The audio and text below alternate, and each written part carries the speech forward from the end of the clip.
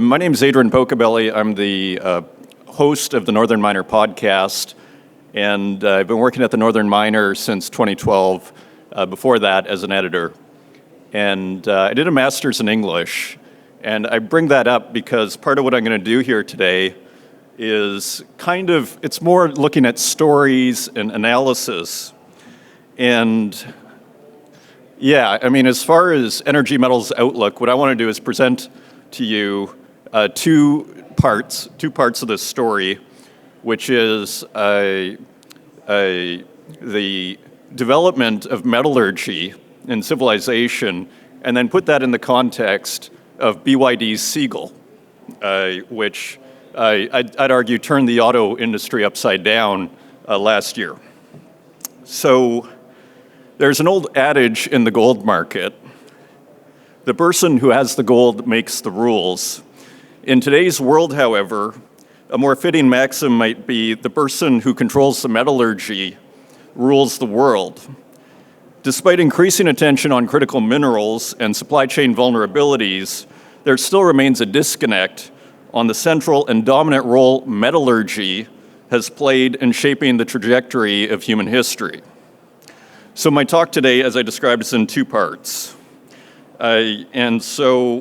And I would argue, as we talk about the civilizational big picture sort of issues, metallurgy is on par with writing itself, I would argue, as a development in the history of humanity.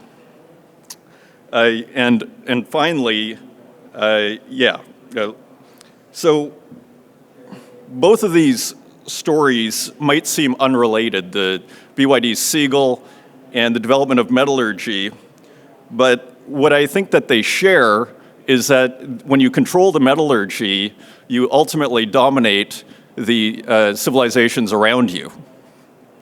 And so let's begin with a very brief discussion on really the human civilization in progress, which is generally understood, interestingly, through a metallurgical context. We start with the Stone Age, 2.5 million years ago, with the advent of humanity and stone-making tools. And really what stones are, at the end of the day, is unrefined metal, right? And so this continues unimpeded all the way until about 6000 BCE, with Çatalhöyük and the advent of copper refining, so to speak, or smelting. This is called the Chalcolithic age, or Copper Age. And in Çatalhöyük, which is in Anatolia or modern-day Turkey, they found copper beads and copper tools. And what they would do is the copper would be cast into molds, first it would be heated to 1100 degrees Celsius in a charcoal fire, and the copper would be collected at the bottom of the furnace, and then it would be cast into molds or hammered into shapes while it was hot. And so this went on until about 3500 to 3000 BC with the advent of Sumerian civilization and the Bronze Age.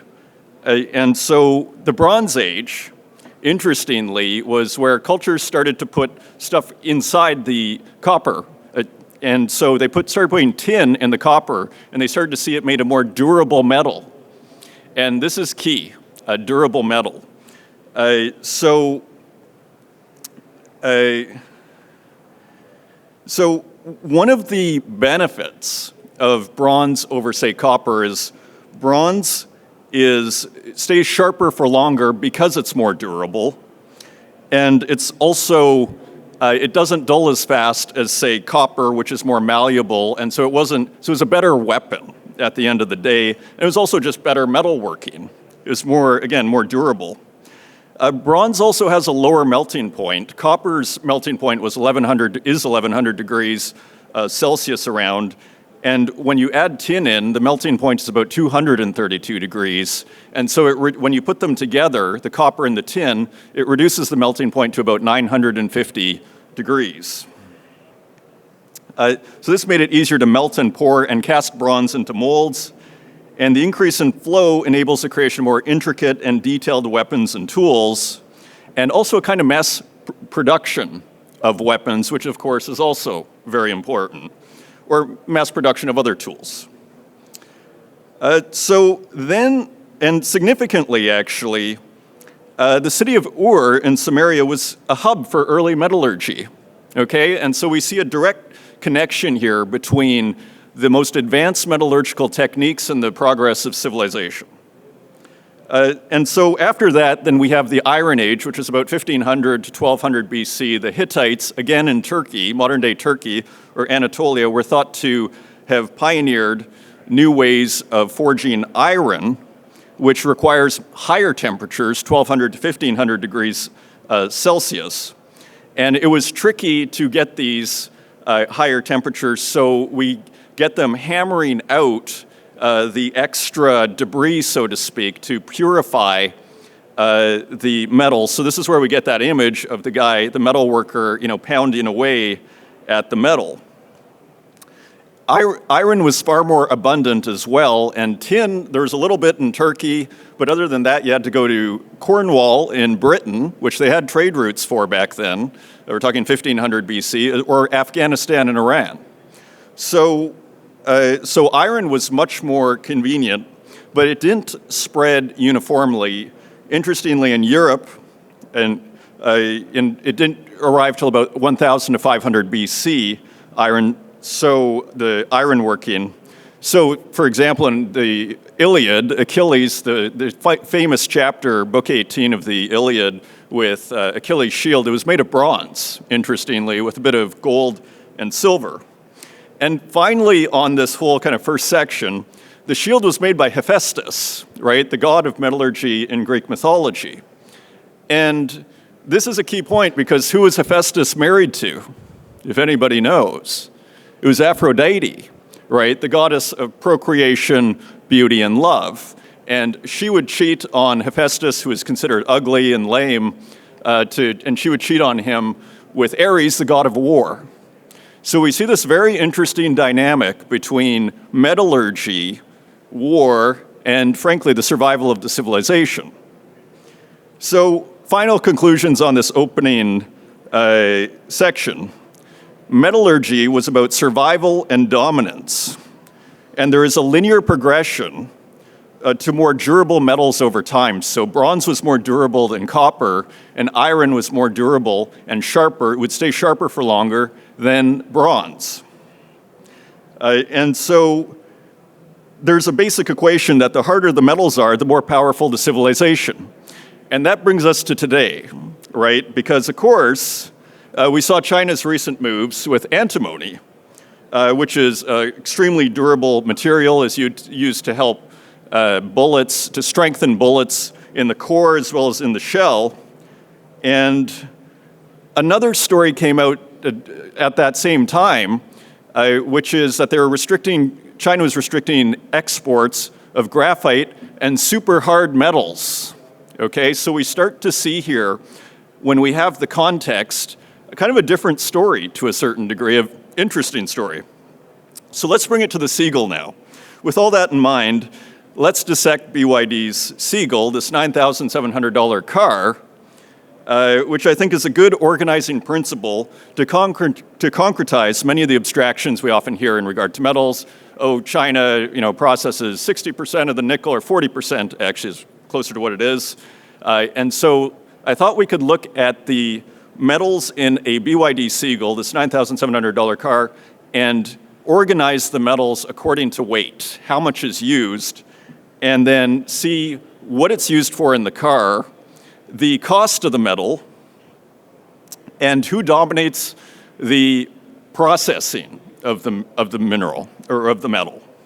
So it starts with steel, an alloy with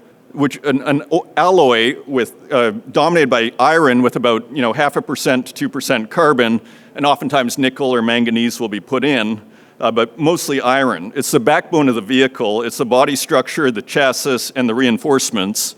And of this 1,160 kilograms that BYD Seagull is, it is about 700 to 800 kilograms, okay? The steel component. Its cost is about $500 to $600, And then it gets, we're going to hear this over and over here. So China produces 54 to 58% of the world's steel. This is more than the next 10 countries combined.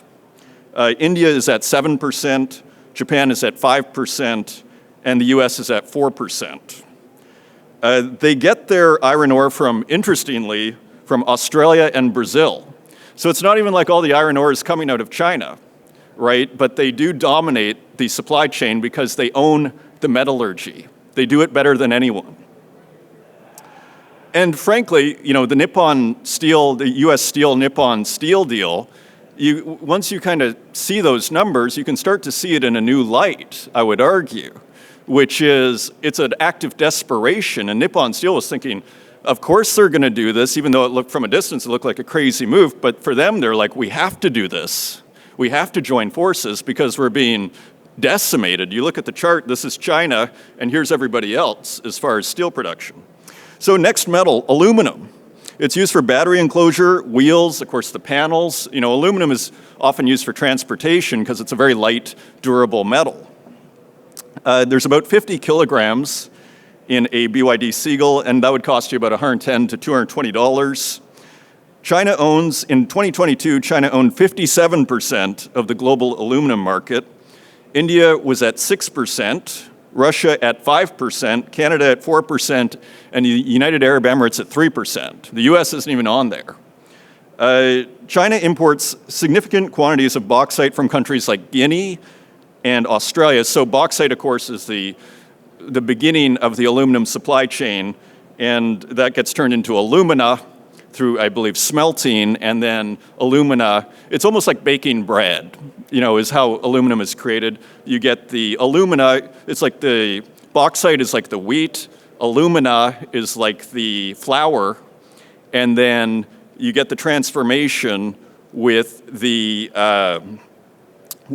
heat or electricity in the case of aluminum, and then it turns into aluminum. The alumina turns into aluminum. So then we have copper is next at number 3 at 50 kilograms as well. It's used in the electric motor, wiring, and battery connections. Its value is about $430 to $600. And in 2022, China accounted for 42% of global refined copper output. And they operate the largest number of copper smelters and refineries globally. The next biggest producer of refined copper is Chile at 8%, Japan at 6%, US at 4%, and Russia at 3%. And despite their being the top producer of refined copper, they import most of their copper from Chile, Peru, and the Democratic Republic of Congo to feed the refineries. The next high is actually probably a mineral more than a metal, is graphite. At 50 kilograms, it's used in the batteries. It's valued at about $150 to $200. And according to the International Energy Agency, China accounts for approximately 90% of the global processing capacity for battery-grade graphite. Next is lithium at 8 kilograms, and they're used for battery cathodes, whether it's lithium iron phosphate batteries or LFP, or NMC batteries, nickel, manganese, cobalt. That's valued at about $250 to $390 of lithium, and China refines approximately 60 to 70% of the world's lithium. And the next largest is Australia at 5%, Argentina at 3%, and the US at 2%. So Australia and Chile dominate lithium production, but China is the undisputed leader in the global refined lithium market. Next we have nickel, which is used in some batteries, the nickel, manganese, cobalt batteries, and that's about $100 to $200. China owns about 35% of the global refined nickel output, and the next is actually Russia, impressively at 15 to 20%. It's the closest of any of these so far to actually, compete with China. Indonesia is becoming a competitive player with 12 to 15%, then it's Canada at 10%, Australia 6 to 8%, and Japan 5%. So nickel, it's a little bit more even, but China still dominates. Next, we have cobalt in certain batteries, 5 kilograms. They're used in battery cathodes, and it's about $100 to $200 of material. And China accounts for approximately 77% of the world's refined cobalt. And the DRC, or Democratic Republic of Congo, supplies about 70 to 74% of global cobalt ore. And what China will do, and they will build oftentimes a refinery or smelter. I think in Guinea they're going to build one, but when you actually look at the details for aluminum, it's about 1% of the refining capacity that one refinery will build, but at least they're doing it. Next is phosphorus, same story, 5 kilograms, used for battery cathodes, and China dominates, $15 to $40. Then manganese, as we approach the end of our list here, manganese used for battery cathodes, $5 to $10. China owns 93% of world's refined supply. Then it's chromium. It's the same thing. 1 kilogram, and it's used in steel, $3 to $6 cost. China is the world's leading ferrochromium producer. And of course, rare earths, which we've all heard, 2 kilograms, neodymium, praseodymium, dysprosium, and terbium. And that's about $50 to $150, and China refines 90% of global processing capacity. Other than that, you have tires, glass, and plastics. So the totals, as we summarize here, is of the 1,160 kilograms of weight in a BYD Seagull, 970 kilograms is metal. And the metal cost is about $2,600. Okay, interestingly. So conclusions. What's old is new. Whoever has the most advanced metallurgy can project the most power. In this case, it's economic power. As I said at the beginning, the country that runs the metallurgy dominates the world. This was a conscious strategic decision by China, I think is obvious from the numbers that we've ran through. So this is a Sputnik moment, I would argue, for the West. Until the West gets serious about not just building a mine, but building the smelters, the refineries, the metal processing capacity, it will always be at a disadvantage with one hand tied behind its back economically. So we have a lot of discussion around the metals and we got to create a mine, but this often gets confused with the whole refining. And I would argue it's actually the metallurgy, as we were discussing at the beginning of the presentation, that is actually the crucial aspect here. That is the bottleneck, the technology around refining. So, and there's no point, I was talking to a graphite CEO on the podcast, there's no point in building a graphite mine to send it over to China to get processed. Like, it kind of doesn't really solve any of our issues. So this isn't just about a green transition. This isn't just about the military. This is about the economy and economic competitiveness and future standards of living. The biggest business story of 2024, the BYD Seagull, is a metals, or more specifically, a metallurgical story. Thank you.